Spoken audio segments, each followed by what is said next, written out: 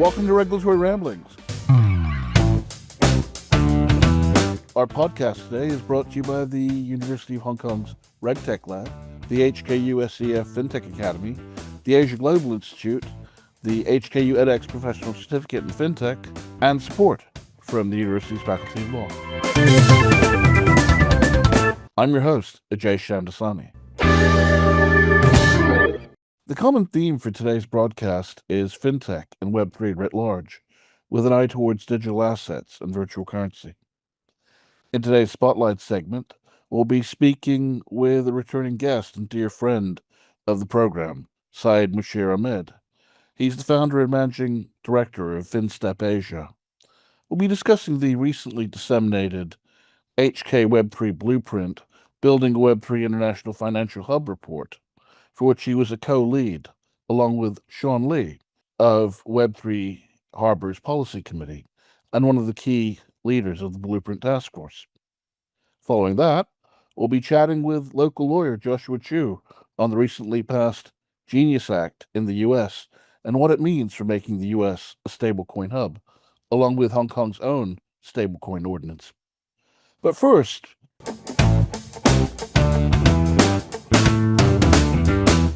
the Hong Kong Web3 Blueprint report should be seen as a roadmap for hastening blockchain development in the territory. For that purpose, Web3 Harbor joined forces with PwC Hong Kong to launch 5 action groups this past August on stablecoins, funds, and other critical segments. Ultimately, it's a call to arms for more investment to accelerate the development of blockchain infrastructure in the SAR. The report highlights the, quote, transparency, security, and user empowerment, end quote, of decentralization. As the SCMP put it, quote, the blueprint seeks to leverage what it calls Web3 superpowers, quote unquote, through the development of 5 key enablers: talent, market infrastructure, standards, regulation, and funding and economic contribution. It calls on the participants to focus on open finance, trade finance, capital markets, asset management, and carbon markets, end quote. In fact, Web3 Harbor's chairman, Gary Liu, formerly CEO of The Post, said greater private-public collaboration was amongst its goals, but its primary goal was to be a guide for where the private sector should focus its efforts. And now, joining us are Musheer Ahmed and Sean Lee. Musheer has over 18 years of extensive experience as an ecosystem builder in the realms of capital markets, fintech, and virtual assets, including a decade as a global markets trader prior to coming to Hong Kong to attain his MBA from HKU and London Business School's joint program. Since 2016, Musheer has contributed extensively to building the region's fintech and virtual asset ecosystem, particularly as the co-founder and as a concurrent board member and the inaugural general manager of the FinTech Association of Hong Kong. For almost 5 years, he's been the managing director of FinStep Asia, a firm which he founded. And in the interim, from October 2022 to January 2024, he served as a financial markets risk assurance lead with the Virtual Assets Regulatory Authority in Dubai. Sean Lee is an experienced leader in Web3 and FinTech, devoted to regulatory advocacy and transformation of digital assets and currencies. Currently, he's the co-founder and CSO of IDA, leading the strategic direction of its stablecoin and digital asset business. Sean is also senior advisor to the Crypto Council for Innovation, a global alliance engaging with regulators and policymakers to advocate for digital assets and cryptocurrencies. He's also a mentor at the MIT Entrepreneurship and FinTech Innovation Node, and an elected member of the Cyberport Entrepreneurship Committee Advisory Group of the Hong Kong SAR government. Before his work in the fields of crypto and blockchain, Sean held leadership positions in cloud computing and open source software development companies, working closely with leading financial services institutions on Wall Street and in Asia. And with that, gentlemen, thank you so much for joining us. Thank you for inviting us. Thanks for having us, Ajay. Thanks. So let's start there. How do we get there? I think the whole premise of our blueprint and also the momentum that we have been driving in Hong Kong over the last few years, is that, for Hong Kong or really any country or city to be a digital asset hub, there are a number of things that need to be in place. Regulatory clarity is obviously one of them. But at the end of the day, just having regulation without an ecosystem doesn't exactly make you a digital asset hub. So our blueprint was very much around what do we need to build the ecosystem to be from the perspective of the industry players that are both here domestically in Hong Kong, as well as international players that sees Hong Kong and the Greater China area to be an area of expansion and growth as well. So our approach is very much around what the industry needs to do based on the regulatory frameworks that are already in place, giving feedback in terms of what future regulation frameworks may need to be put in place as well. And then at the same time, more importantly, give the industry some guidance on the areas that the government and the broader industry may feel like or areas that needs to be added, innovated upon, adjusted, and or changed from that perspective, so that we can have a blueprint, a roadmap, so to speak, that we can pursue all together. So that's why you'll see in the blueprint that we very much focused on not only the regulatory aspects and also the infrastructure aspect.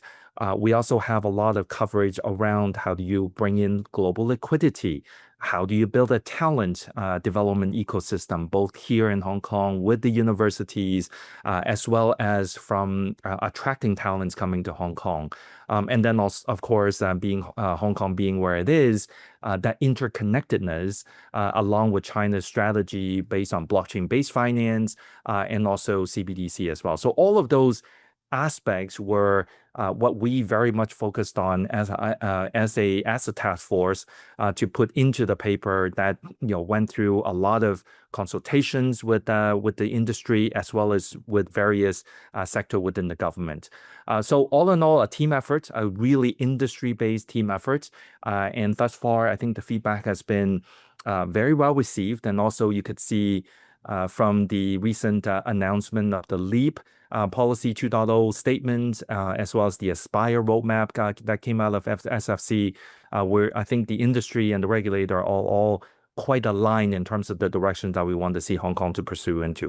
Just to supplement what Sean has said, and he's given you a comprehensive overview of the blueprint, in addition to your introduction, Ajay, I think a key element for us was we didn't want just like a research paper, right? So this wasn't let's do an exercise to find what's missing, gap analysis and speak about it. It was truly about what are practical on the ground requirements, A, on the policy side, B, on the ecosystem building side, and C was in terms of stitching those two together and knitting them closely, because we are in this era of relatively newer for most countries in terms of the blockchain digital assets work, and that provides Hong Kong with an opportunity to lead not just regionally but globally, right? So what were the key ingredients in which we have highlighted upon?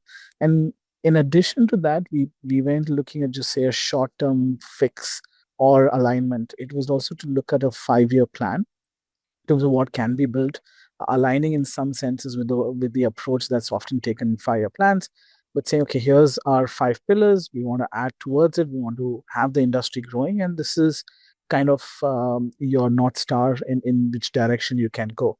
I would go as far as saying that the blueprint is a live document or a living document, as some people like to say it, wherein we will keep updating it from time to time. We have the different task force and groups that will be active starting in a few weeks' time, which will take further action and going deeper into verticals. But this is stage one of how the industry can evolve. And as Sean mentioned, we're very pleased to see great feedback from the industry on this providing a structured way of approaching the future for Hong Kong's Web3, but also seeing the alignment in terms of the government and regulatory policy being also towards pulling in the same direction. I'll pause there.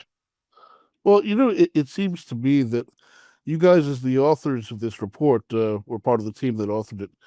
you're not shy about thinking big. 'Cause, I mean, and I think something that resonated with a lot of people is that the report outlines how Web3 technologies can drive sustainable development and, you know, unlock economic growth, but ultimately raise Hong Kong's digital finance leadership footprint, not just regionally, where some would be content with that, but globally. You guys really do think big, but as someone once said to me, a dream is something you strive towards, a delusion is something you live in. Does Hong Kong have the wherewithal, the intellectual talent to drive it forward? You can build the hardware, no problem, but the real secret sauce is the people. And this has been a lingering issue. Drawing the right talent here is are high taxes. I'm sorry, high salaries and low taxes enough? Because many of these people not wanting to come to Hong Kong, recent-ish 2019 to 2023 aside, the protests, the riots, the Chinese government, the COVID, all of that notwithstanding the bad press we've gotten in recent years, the big impediment in drawing people, top talent here, is the quality of life issue. So again, I say, are high salaries and low taxes enough? Yeah, but I think stage one, right? Hong Kong has often had, and me as being in Hong Kong for 11 years, one of the things I often observe about Hong Kong is it tends to be low key. It tends to be very much humble in terms of at the global stage, right? We don't shout from the rooftops about our successes and how well we've done and the position we have, And it right? only I, adopts things oftentimes when it's been tried and tested in other jurisdictions. We play it safe, which has its virtues, but that also means then you're not leading, you're not innovating. And what I noticed that's different about this document is this really is a call to arms. Hong Kong, you've got to chart your own path and show people what you can do. From a Hong Kong perspective, we are a top three financial hub, global financial hub, right? We have one of the deepest capital markets in the world. We're a top IPO hub here. So there's a lot of things that are big about Hong Kong at a global scale, and it has shown leadership in bridging the East and the West, in particular with mainland China to other centers across the Belt and Road and beyond. And so I think first is we have all the fundamental foundations to think big and actually achieve big, number one. Number two, to the point in terms of innovation, etc. I think, yes, the industry is more services based over the last 2-3 decades, but innovation is part of the Hong Kong fabric, as I say, right? In capital market structuring, knowing ways of doing things in a proper regulated legal way and being able to build on top for various capital structures, aligning with mainland China, aligning with the global financial services world, and having a top regulatory framework has been something Hong Kong has achieved. And there is that deep talent. People in Hong Kong understand capital markets like very few other places in the world, possibly New York and London at that scale. And thirdly, touching upon the point on talent, it's a very valid point. Talent is a very critical element of any innovation ecosystem. I do think we've seen significant work being done by the government supporting universities with millions of dollars of funding for startups and innovation, besides what has been done with Science Park and Cyberport. Plus the fact that there's these multiple top talent schemes. Yes, there's been a large amount of talent coming from mainland China, but there is also very high quality top talent that's coming in. So we don't necessarily always have to think about all the time having very, very international talent, which is very good to have. It provides a lot of diversity, but having top talent, be it from our from the Greater Bay Area or beyond, is also very useful. And lastly, what I want to speak to on the innovation and talent world is with the government showing the support from a LEAP framework, and one of the other elements was about academic research about supporting talent and growing the ecosystem. People in Hong Kong have they've been very significant crypto firms, virtual asset firms, call them what you may, blockchain firms that have originated in Hong Kong, right? Either started here or grew here significantly. And this is every big name has some Hong Kong connection or the other, which also tells that as a jurisdiction, we've had exposure to virtual assets and Bitcoin and blockchain for much longer than most jurisdictions in the world. And we have people who understand both the technology and the business models. People like Sean, people like those we have in the Web3 Harbor board who understand this and are able to make the transition towards what is now happening, which is the tokenization of money. And that's the distinction between a crypto world to a tokenization of money in the Web3 world, where we have that advantage of knowledge of capital, knowledge of finance, and knowledge of blockchain and crypto to bring all of those together. And that will be one of the key elements to raise our level and standard as becoming the leader and a global hub for virtual assets. Sean, if you want to add. I think the only thing I would add to that, Musheer, is in this space, liquidity is king. People are naturally going to go where the liquidity is going towards and where the capital is actually being deposited as well. So we've already seen a number of cycles. As Musheer mentioned before, Hong Kong used to be one of the top crypto hubs way back when the whole industry got started. Then, of course, there were a lot of restrictions both from a regulatory perspective and also, quite frankly, from a incentive perspective as well that other jurisdictions have come up with. So there were a lot of talents that left Hong Kong and went to places like Singapore and UAE and whatnot. But we are seeing, though, given the industry is maturing, institutions are picking up their game, regulators are providing more clarity. There's now actually a lot of people that are coming back to Hong Kong. So with these talents coming back to Hong Kong, being they are already kind of industry veterans, that will naturally attract new talent coming to Hong Kong as well.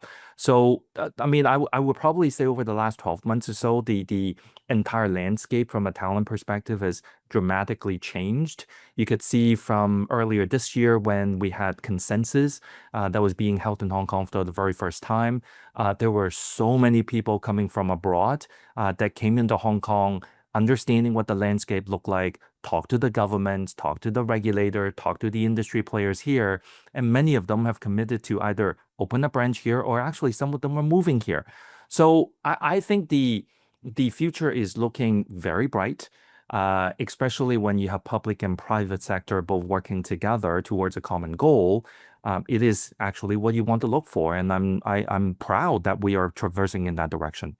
Just to last points. I mean, I think we understand the economic and the policy rationale, but why release the report now? And if we were to put this in terms of the average person as to what these long-term changes will mean to them, I mean, yes, you and I can foresee that we're talking about the financial infrastructure of the future, but we had a guest on some time back, Brian Michael, a Harvard and Oxford trained economist, former research fellow at HKU Law School, who pointed out that people like us, policymakers, academics, pundits, journalists, we can talk about this all we want, but the net result is Generation Z, he said, has no say in the financial infrastructure that's going to undergird and rule their future. I'd like to hear your thoughts. That's actually, I think, fundamentally where this entire industry is going, right? Like if you think about the notion of why Bitcoin was created or the Bitcoin white papers written in the first place, it was really to break through that very rigid, very centralized, power in the few type of hierarchy that the world lived in and continued to live in from a financial services perspective. Now, of course, we also understand from the last few years that you can't exactly live in a completely trustless and decentralized world where money is freely flowing from one place to another because there's just too many problems that comes out of it. So we are now going towards a place where you're bringing that innovation, that speed of that speed of the internet in terms of not only passing messages and content, but now also passing monetary value into more compliant centric frameworks. Now I think it's giving people a lot more comfort in terms of where things are. Now, your point about Gen Z, right? Gen Zs are naturally digital, right? They're natively digital. So I actually have much less of a concern for the younger generation to accept this new form of technology. Not in terms of Yeah. use of the technology, but the Mhm. rules undergirding it. But the rules that are governing it, well, the rules are in place. The rules are there for a reason. It is, we all have to accept a world where when you have innovation, that innovation still needs to play by some of the rules that the world is predicated on, right? So it's just a evolutionary behavior. I guess what I was thinking of, Yeah. we are setting the rules that they will have to live by when they come of age. But then they would also be the one adjusting the rules as they go along as well. Yeah, and maybe just to add to that, right? I hear where this is coming from. Probably this is the overall conversation of baby boomers have set the rules for the broader world, and the millennials are kind of following that path. And where does this leave Gen Z having to live through at a very macro level? So number one, forget that. What about us yeah, and Gen X? yeah. So we had to straddle the analog and digitally. yeah, correct, right? So I think, as Sean mentioned, these are Gen Z is very digital natives, right? They understand this world a lot better than most of us do. Bitcoin, blockchain, Dogecoin, meme coins, all of this is very natural to them. We've had to learn and understand this, but for them, it's very, very natural because they grew up in that era. So when it comes to defining the rules, I think they have a lot more say because they're kind of building the business models as well. Like if your business model is not impactful, then it's not going to work. And if the other one's building the business models, they're also building the governance and the rules around it. And it's in transition phase, right?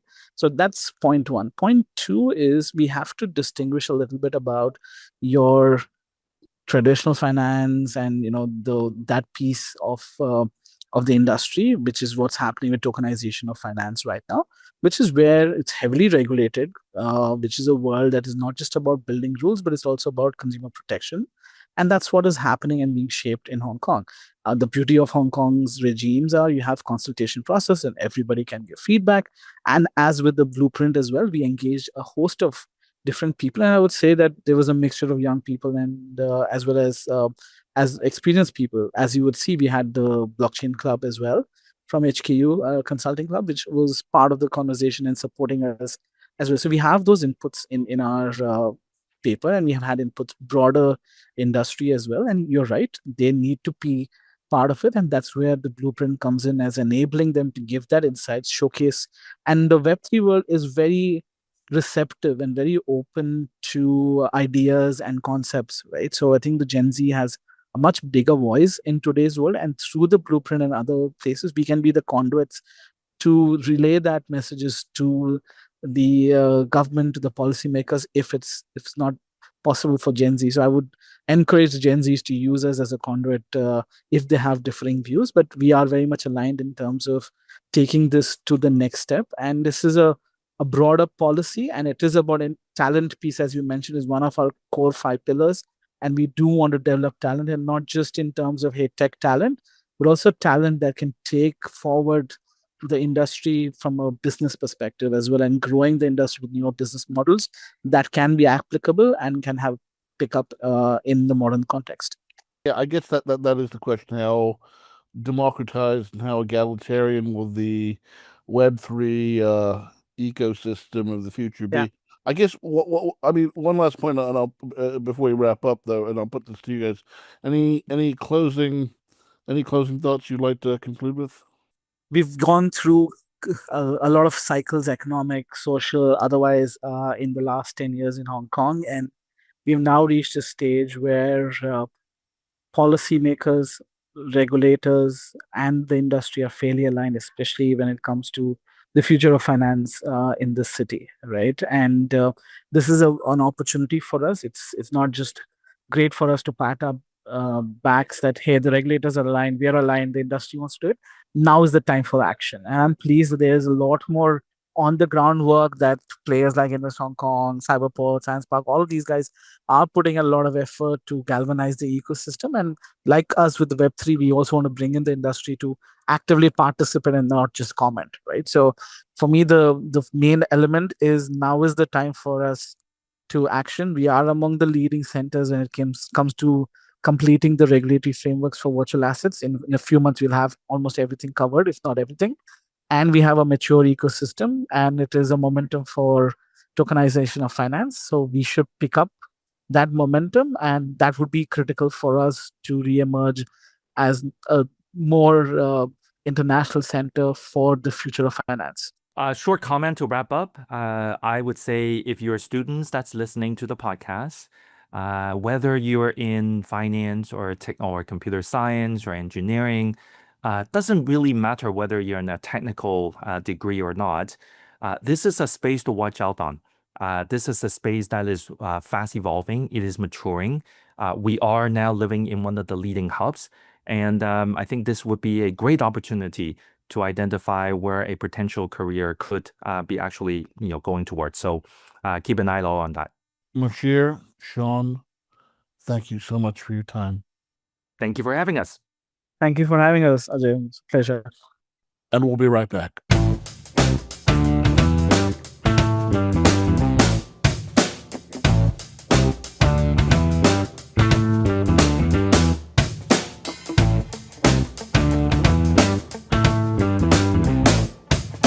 And we're back.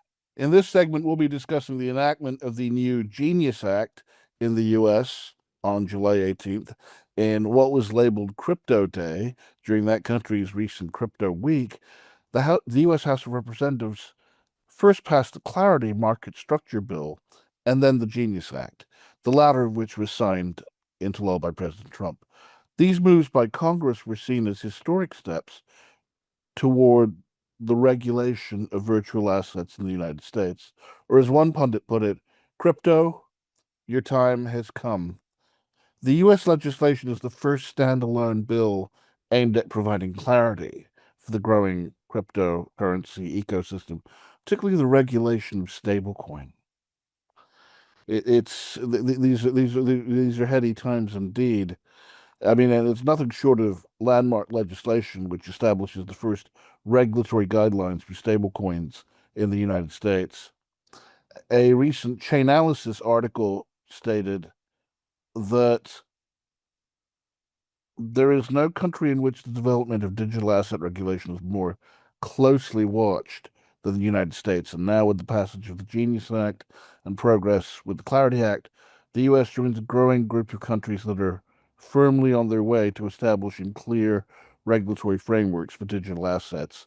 The Act focuses on establishing regulatory frameworks for stablecoins, including provisions for consumer protection, asset backing, and compliance with the 1970 Bank Secrecy Act. All heady stuff. According to TRM Labs, stablecoins now represent over 60% of all crypto transaction volume, up from just 35% 2 years ago. More than 90% of fiat-backed stablecoins in circulation are pegged to the US dollar. TRM estimates that 99% of stablecoin activity is licit. Their speed, scale, liquidity have made them appealing for illicit uses as well, including ransomware payments, fraud, and terrorist financing. Now, the Genius Act, the acronym stands for Guiding and Establishing National Innovation for U.S. Stablecoins. The provisions for reserve requirements for stablecoin issuers, consumer protection, and AML aim to provide greater stability and security for stablecoin markets, ensuring they're better integrated into the broader U.S. financial system. And this marks a key moment for the regulatory framework governing digital assets in the U.S. and works to balance innovation with risk management. As for the Clarity Act, it addresses broader market structure issues within the cryptocurrency space. The Senate is working on its own market structure bill. After both chambers have acted, they will conference reconcile their differences and finalize a version of the Clarity Bill that will move forward, and that'll be likely this fall. The passage of both bills reflects a significant effort to provide clear regulatory guidance for the crypto market, helping to address the growing need for oversight as the industry continues to expand. Now, at almost the same time, half a world away in Hong Kong, the territory's Stablecoin Ordinance and related implementation guidelines issued by the Hong Kong Monetary Authority commenced operation on August 1st, 2025, with a transitional period granted for solely issuance purposes. The new regime is touted as a significant milestone for the city's growing digital assets market. According to a recent briefing by King & Wood Mallesons, it is, quote, relevant to institutions that wish to engage in the primary market issuance of fiat reference stablecoins, as well as other secondary market transactions in or involving Hong Kong.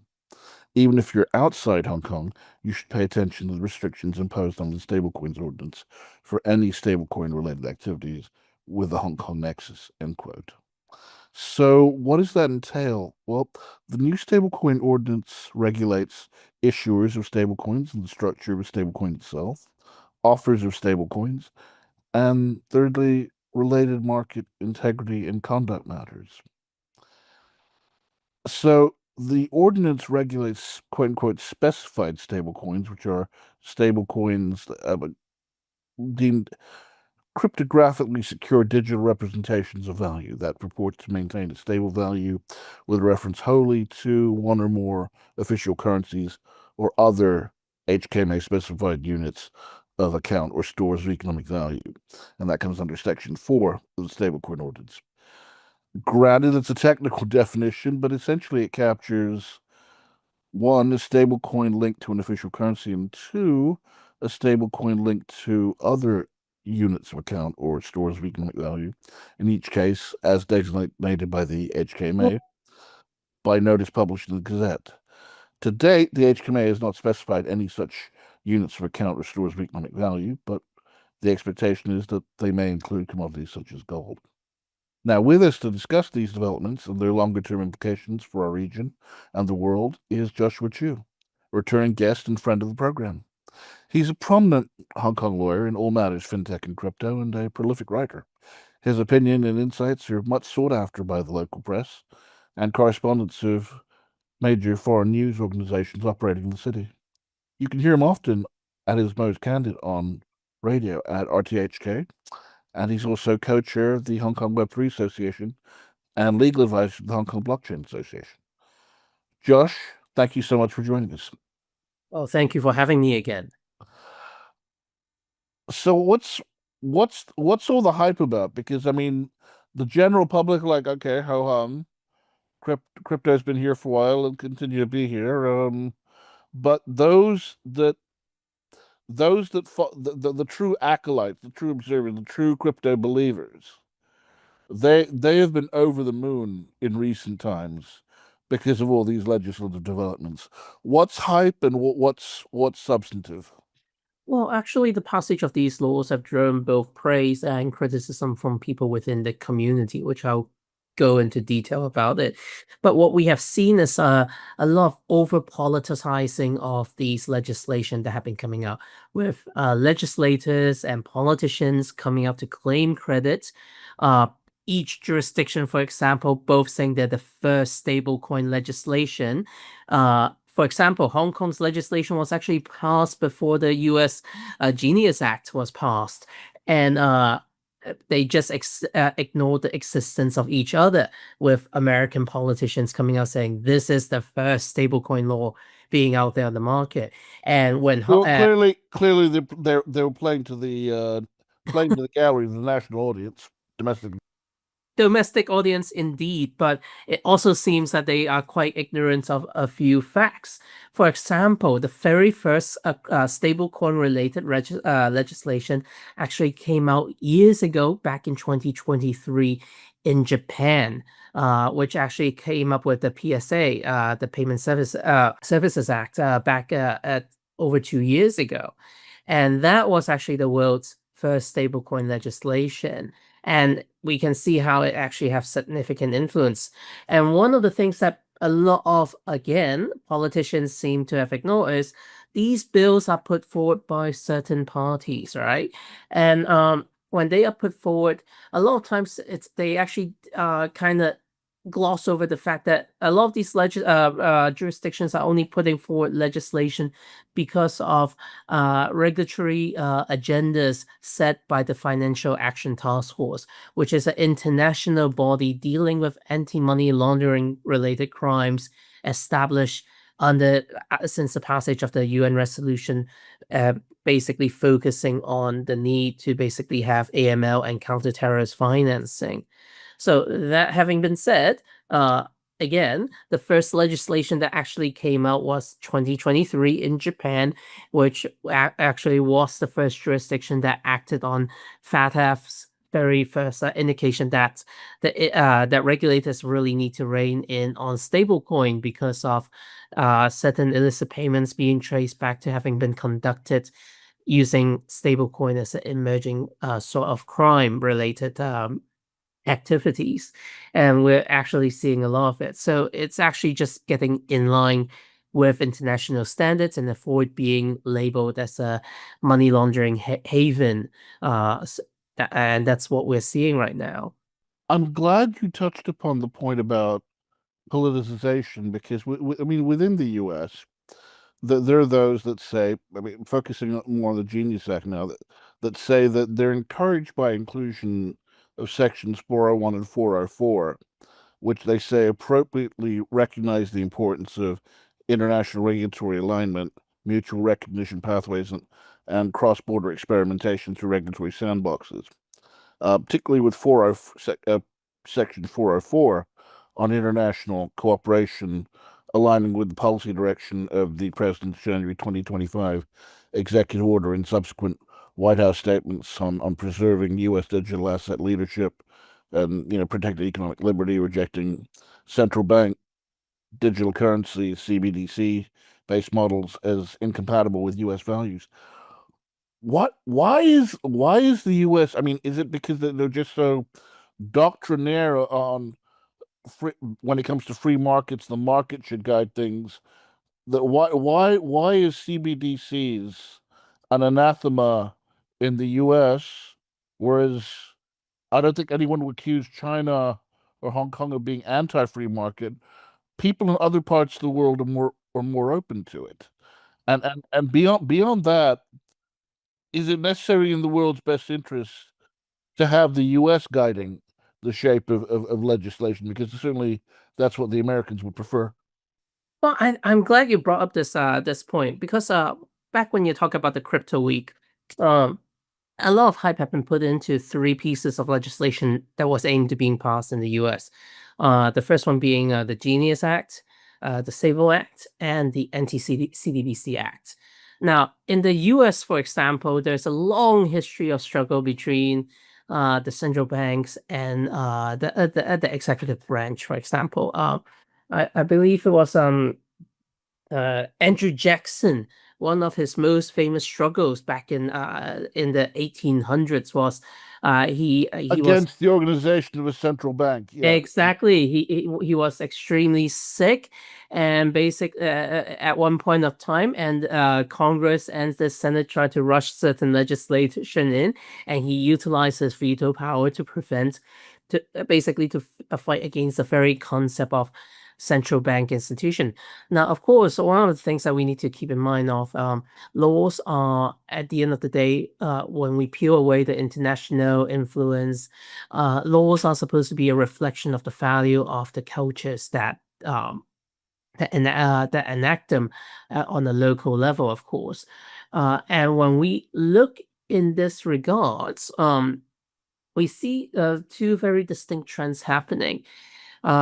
I always compared that China's law and Hong Kong law. The difference is between the continental system versus that of common law. Hong Kong was a British colony, and therefore we gravitate towards common law. And what we will see is in a lot of common law jurisdictions, there is a huge significant favor towards stablecoin, for example, versus the continental system, MiCA, in the EU and China, which basically focus on the creation of CBDC.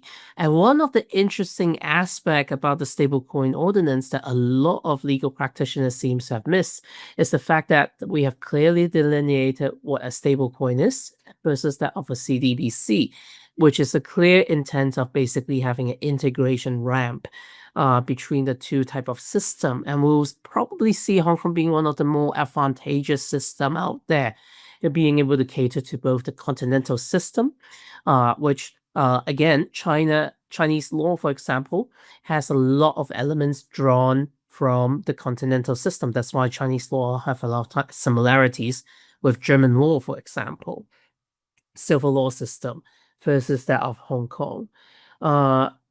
And that is something to be seen.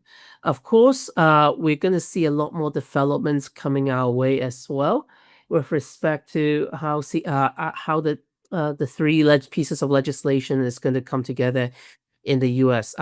Of course, the anti-CBDC Act as of today, the recording of this podcast at least, have only been passed in Congress, have yet to be been passed in the Senate chambers. I agree that laws are a reflection of the cultural and historical context in which that they were passed, and certainly the Genius Act in that regard, it really it's tapped into the zeitgeist. It's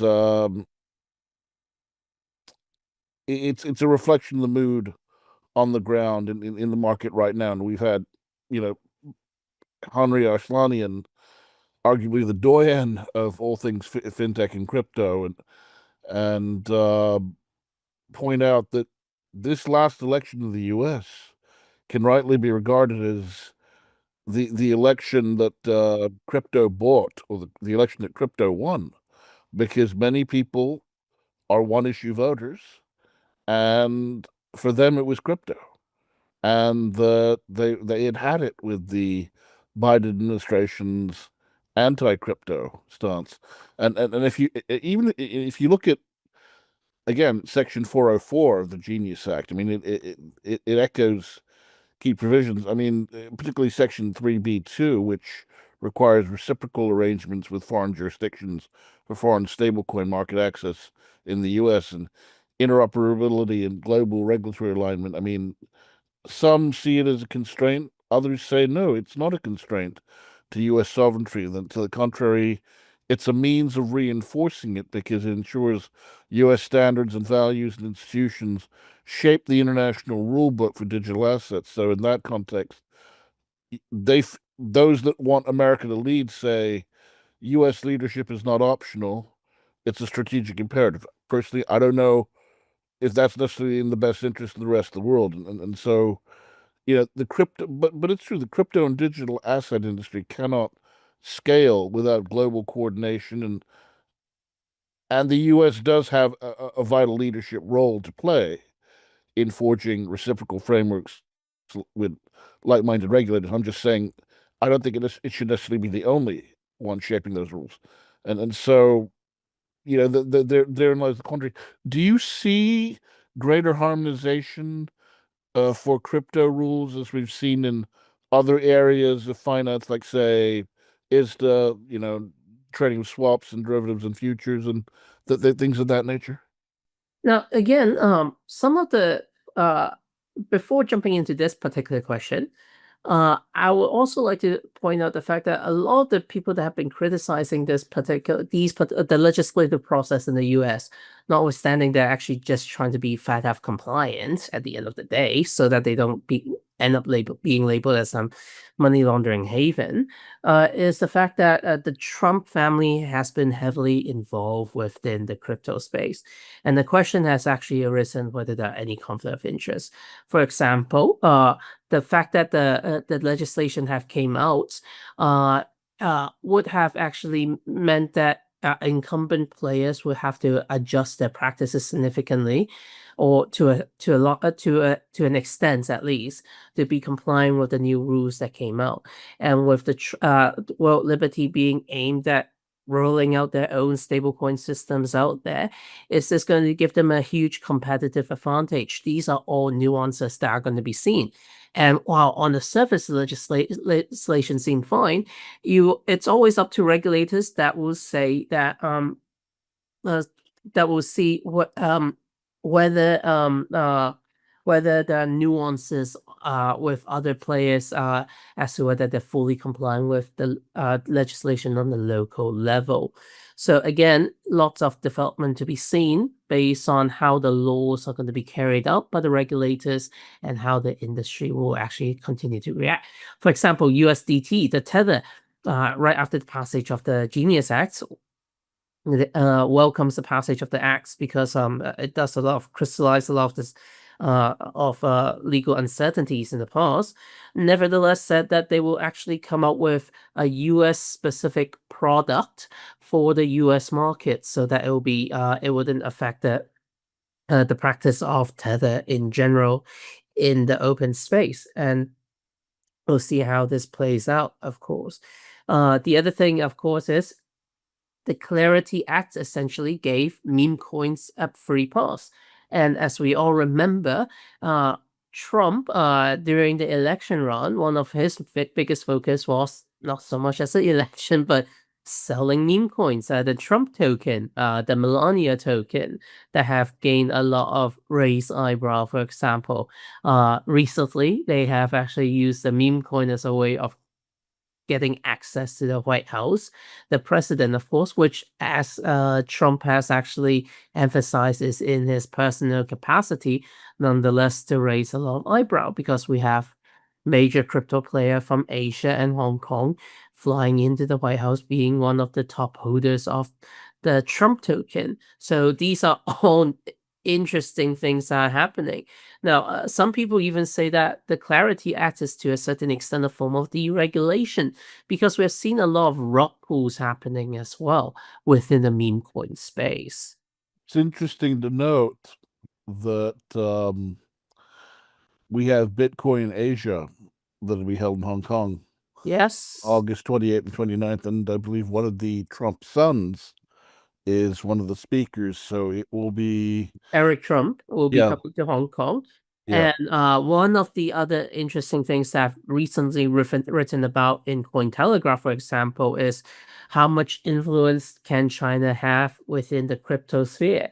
For example, China is actually known as the second largest holder of crypto. And one of the upcoming strategies that China has pivoted, of course, is to liquidate these virtual assets through license exchange. Now, this is actually very interesting because it gives essentially one government a significant leverage in influencing how this market plays out in the future. Liquidation, for example, can serve many functions. One of the biggest problems that the crypto markets have in any jurisdiction, US, Dubai, or Hong Kong, is lack of liquidity in certain areas. And this will be a liquidity injection, meaning there are more assets available for trade in Hong Kong, giving it a significant advantage. But excessive selling of it can basically drive price up or down. Now, a lot of people have actually reacted quite in a panic way and say, oh, does this mean China is going to crash the crypto market if Trump doesn't play ball? Because that's one way of wiping out significant portion of his family's portfolio. I wouldn't say that. It just means that the Hong Kong market, for example, can play many ways. For instance, national team players within the private market can use accumulation techniques to basically scoop up a lot of crypto, be it a seized crypto that is being liquidated in Hong Kong's market and drive up the price. And this will basically be something that's very attractive to the Trump family. But at the same time, it can basically control it downwards or upward at its own discretion.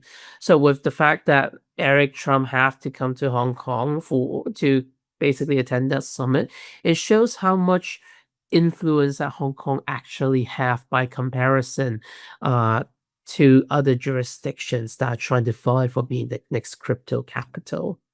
Earlier, you pointed to the common law versus civil law divide.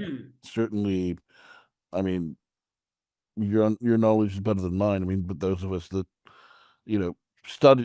endeavored to study comparative law when we were in law school and took the, basic courses of comparative law, conflicts of law, public international law, international business transactions to get a feel for it. Quickly, one develops a sense that, generally speaking, it's not always the case because there are common law jurisdictions that, quite frankly, no one would want to enter. But generally speaking, the sense is that common law jurisdictions are more pro-commerce. They're more pro-business. freedom of contracts. These are all enshrined under common law at the end. Right. by And comparison. so with that in mind, is there something, are common law jurisdictions better for crypto? Are they more receptive to crypto? Are they better incubators for the development and the growth and scaling up of crypto because of the way, simply because of the spirit of the common law, that it's more flexible, more fluid? Now, spirit of common law, even in the US, for example, we have talked about Andrew Jackson just now, and the whole idea of freedom of the markets, freedom of commerce has really been enshrined by common law developments that have happened for the past few centuries, really. Whereas civil law, for example, has an emphasis on stronger government control and market regulation. It's after all derived from Roman, French, German legal tradition, which has Right. historically The Justinian digests. exactly. And even the philosophies are so different that in the US, it's about antitrust law. In the European context, they call it competition law. The Europeans are more about we want to facilitate more competition. The Americans are like, no, we don't mind if you have monopoly, if you become a trust in your field, and the sole power, sole juggernaut in your industry.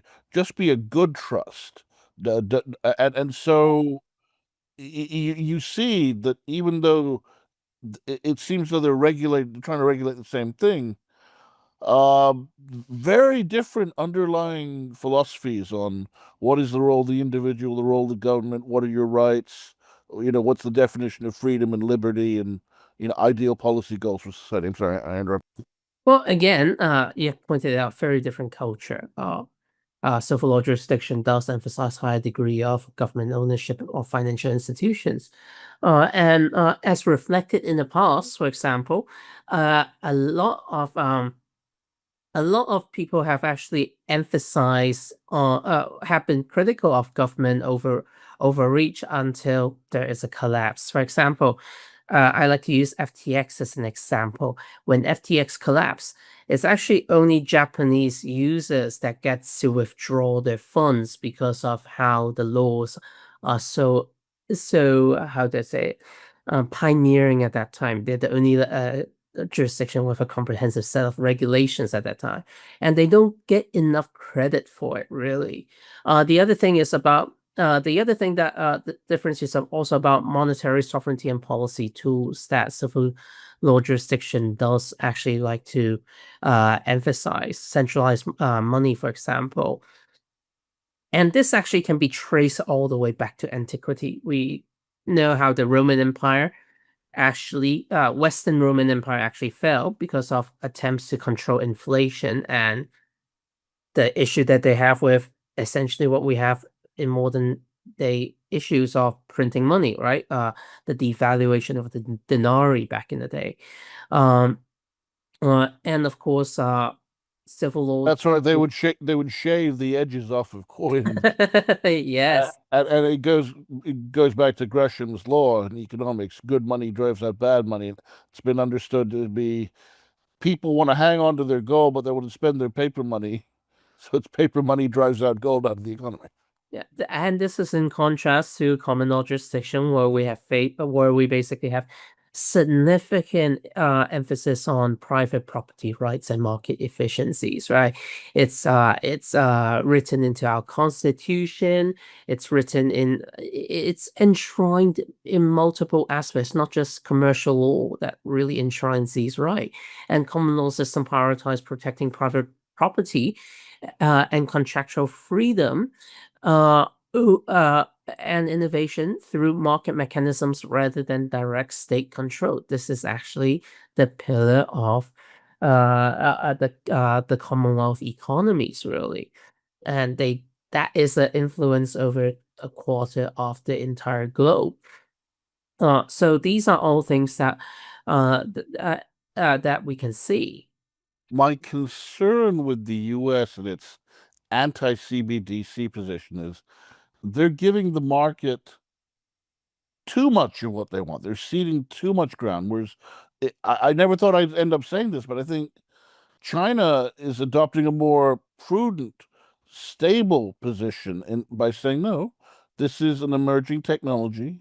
It has potentially great implications for the financial system and the broader economy, and that the state ought to have some kind of presence or how to have some kind of position or to be somewhat of a player in this. Yes, the private sector can do their stable coins, but that doesn't mean that it's to the exclusion of CBDCs. The two are not mutually exclusive. They serve different purposes. Why don't the Americans understand that? Well, again, when the economy is going good, people always love not having too much intervention because they love the profits.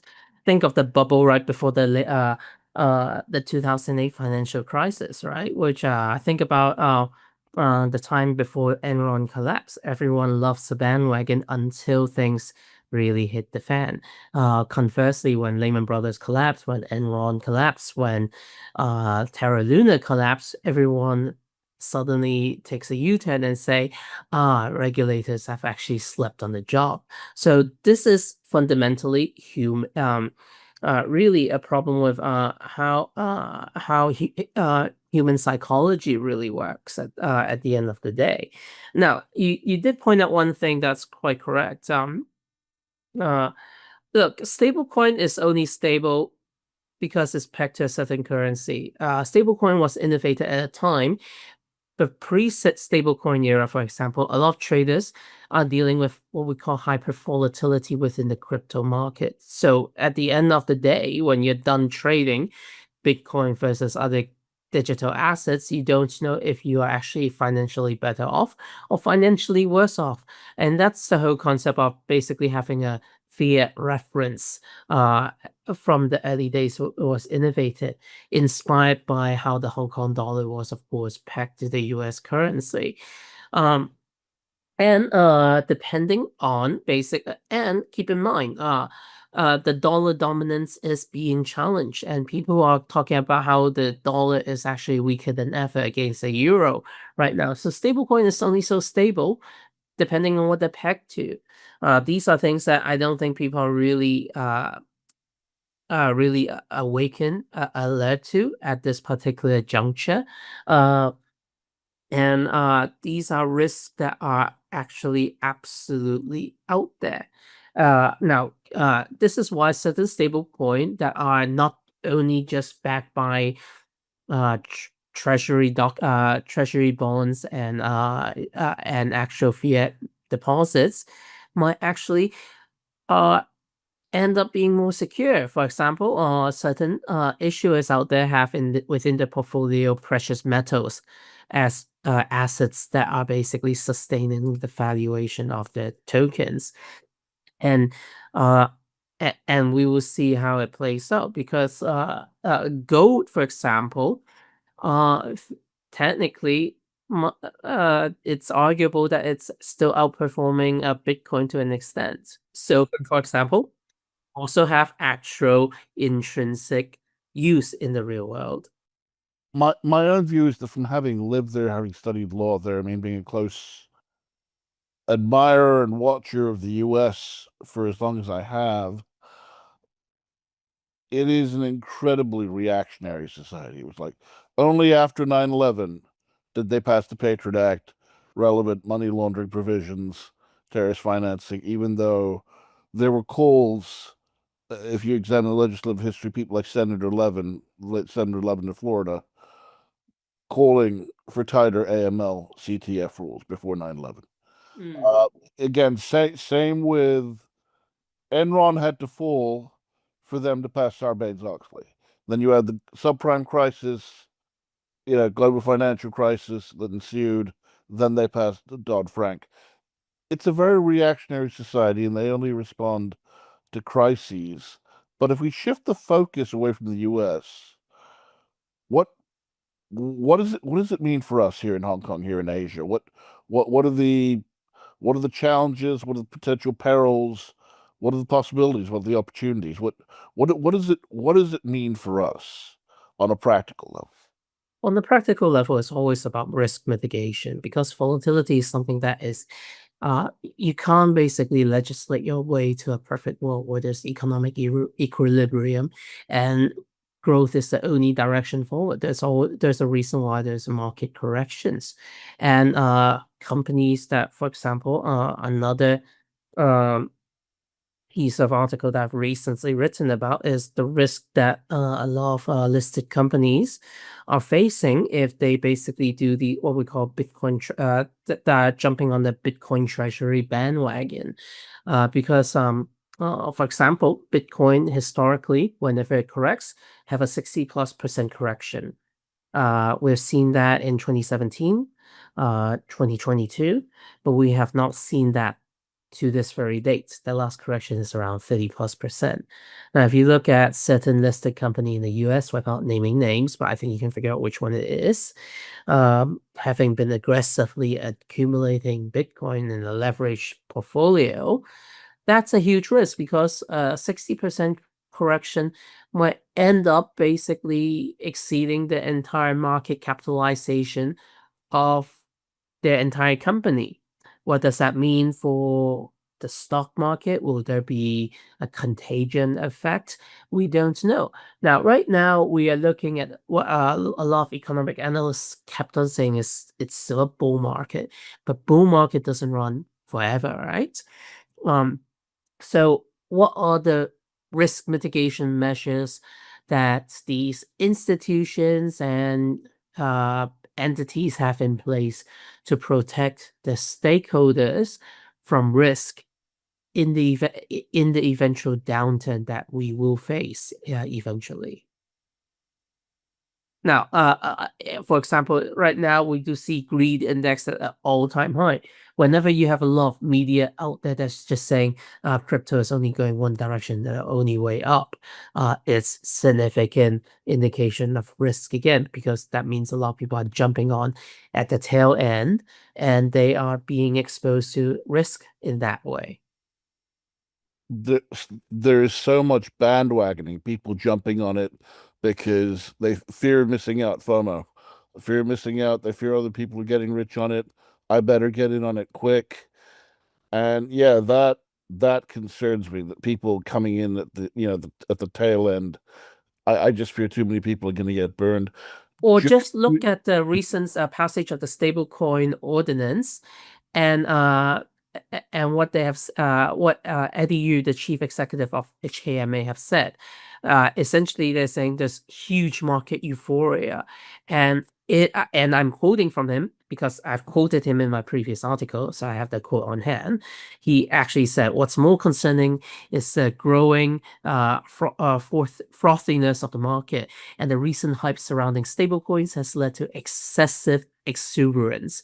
For instance, a mere announcement of intention to explore stablecoin-related business or digital assets is enough for some listed companies to grab headlines and send the stock prices trading volume soaring. The problem is stock prices seems to have something called gravity playing as well. And what happens when you have that correction coming back down? Who is getting burned, right? These are all consideration that you have to have when you want to basically have a measure of stability within the market. Because oftentimes we see people jumping in at the last minute are basically people with the most to risk, but by which time the smart money has already moved on. Exactly, yeah. and they're the least group that is able to sustain the loss. Again, my own view is we have to cover crypto. It is a technology that's going to be an integral part of the financial systems of the future. I personally I'm not sold on it, and frankly, because I'm wondering where are these valuations coming from. Beyond that, there's no central market clearing system there with an exchange. I mean, and beyond that, I do fear,